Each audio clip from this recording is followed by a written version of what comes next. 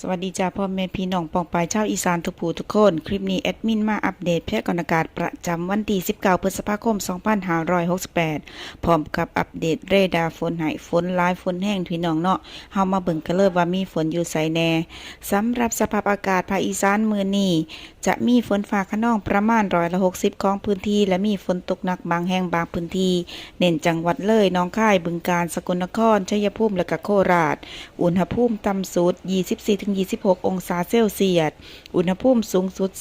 33-35 องศาเซลเซียสลมตะวันออกเฉียงใต้ความเร็วลมอยู่ที่10-20 กิโลเมตรต่อชั่วโมงเฮามาอัปเดตในส่วนของเรดาร์ที่1กันเลยตรวจพอกลุ่มฝนอ่อนถึงปานกลางปกคลุมพื้นที่อำเภอปากคาดเมืองศรีวิไลเซกาจังหวัดบึงกาฬอำเภอสะไคร่เมืองรัตนวาปีทาบอจังหวัดหนองคายชัยว่านวังสามหมอจังหวัดอุดรธานีบ้านแหดจังหวัดขอนแก่นคำตากาเจริญศิลป์ว่านอนนิวาสอากาศอำนวยสว่างแดนดินซองดาวาริชภูมิพังโคนพันนานิคมนามอูนกุสุมานเมืองพ้นนาแก้วจังหวัดสกลนครโกสุมพิสัยจังหวัดมหาสารคามนาทมบ้านแพงศรีสงครามหน้าว่าพ้นสวรรค์ปาปากเรนูนครจังหวัดนครพนมค่ะถัดมาเบิงในส่วนของเรดาร์ที่2พี่น้องสำหรับเรดาร์ที่2นี้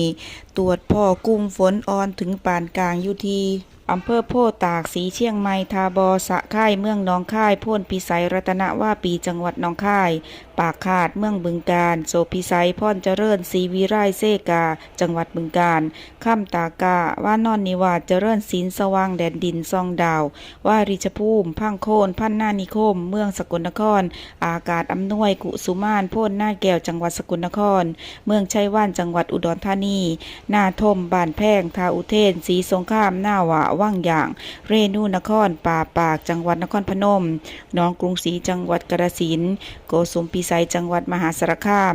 วานใหญ่จังหวัดมุกดาหารเมืองอำนาจเจริญจังหวัดอำนาจเจริญและก็สปปลาว